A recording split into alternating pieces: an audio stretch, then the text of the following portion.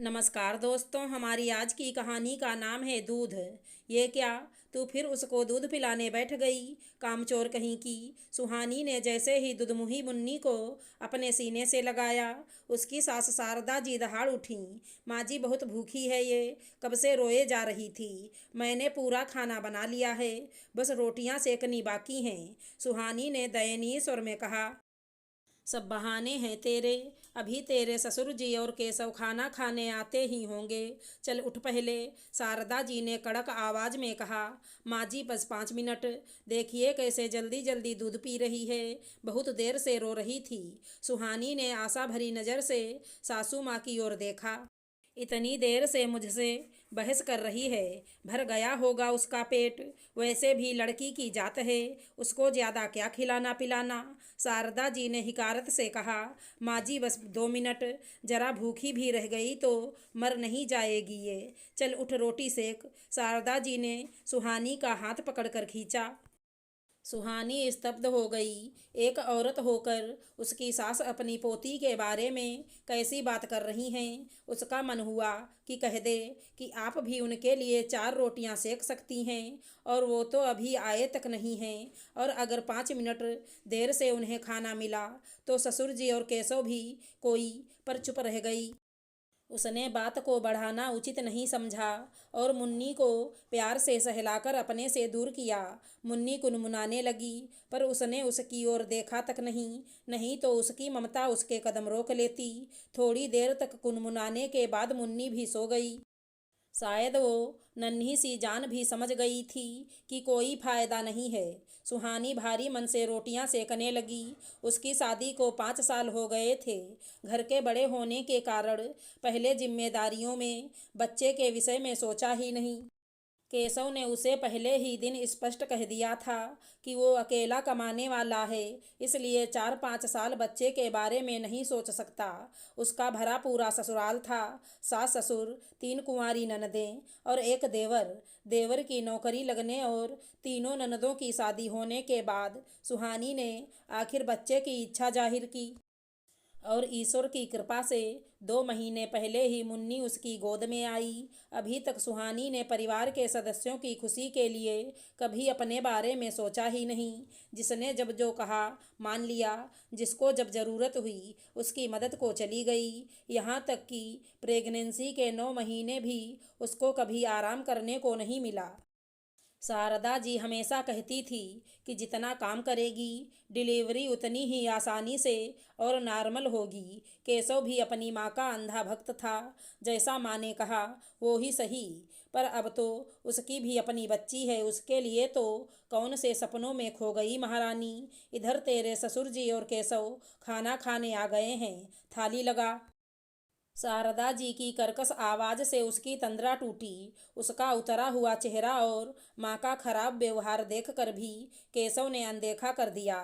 ये बात उसको बहुत चुभ गई, पर उसे चुप रहना ही बेहतर लगा। 1 महीने बाद देवर की शादी थी। सब तैयारियां जोरों शोरों से चल रही थी। खाना खाते हुए केशव ने पूछा। सुहानी मम्मी से पूछकर सब मेहमानों की लिस्ट बना ली और बहू को गहनों की डिजाइन भेजी कि नहीं। रमन कह रहा था कि शिखा की पसंद के ही लें तो अच्छा है, आखिर पहनना तो उसी को है। केशव ने रोटी का कौर तोड़ते हुए कहा।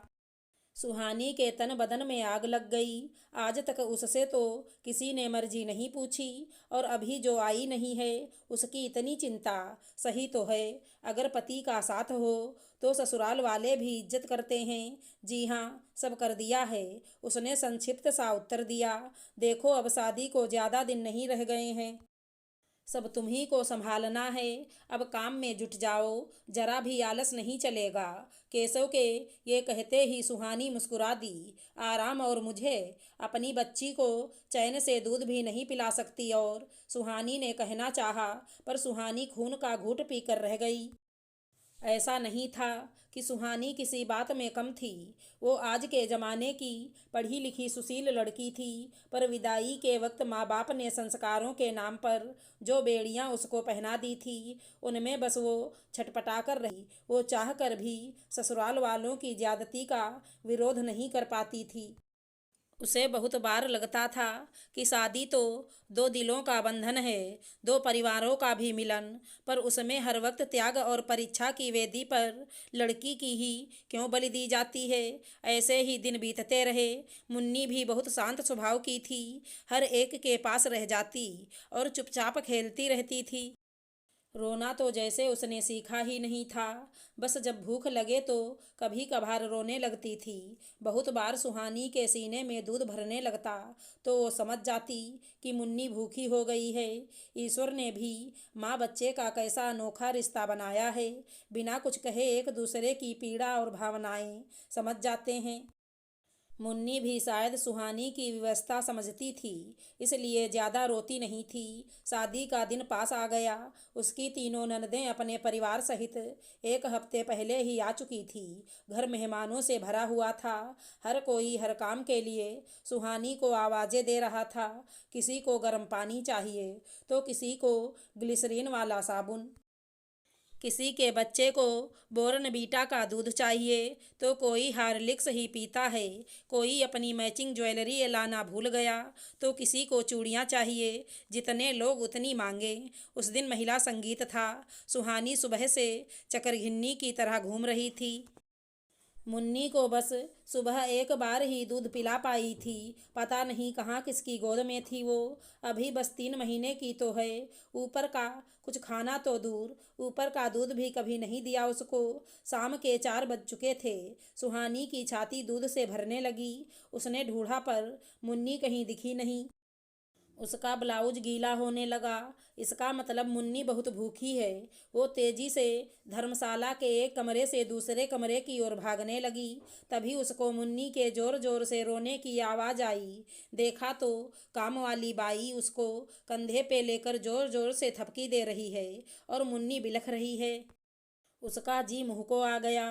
देख नहीं रही हो कांताबाई, ये भूख से कितनी कुलबुला रही है। इसको मेरे पास लाने की बजाय जबरदस्ती थपकियां दिए जा रही हो, उसने चिल्लाकर कांताबाई से कहा और मुन्नी को उससे छीनकर वहीं अपनी छाती से लगा लिया। मुन्नी चुप हो गई और दूध पीने लगी। भाभी, वो माँ जी ने कहा था कि आप काम में हो, इसलिए आपके पास इसको ना ले जाऊं। कांताबाई ने अपनी मजबूरी बताई। सुहानी को बहुत तेज गुस्सा आया, पर वो मुन्नी को सहलाने लगी। इधर मुन्नी भी तृप्त हो रही थी और उधर सुहानी का मन भी। ये क्या, महिलाओं के आने का समय हो गया है और तू इसको फिर दूध पिलाने बैठ गई? ससुर जी की तेज आवाज़ गूंजी। सुहानी ने कोई उत्तर नहीं दिया और मुन्नी को सहलाती रही। उसने ससुर जी की तरफ पीठ कर ली। देखो तो इसकी हिम्मत, मेरी बात सुनकर भी बेशरम जैसी बैठी है, ससुर जी चिल्लाए। इतने में सासू माँ भी वहाँ आ गईं और जोर से गरजीं, बहरी हो गई हो क्या? तेरे बाबूजी क्या कह रहे हैं? सुनाई नहीं दे रहा तुझे? चल उठ, औरतें आने लगी हैं, उनका स्वागत कौन करेगा? माँ जी, मुन्नी को सुबह से दूध नहीं पिला पाई हूँ, बहुत भूखी है वो। आप दीदी लोगों से कह दीजिए ना कि तब तक वो स्वागत कर लें।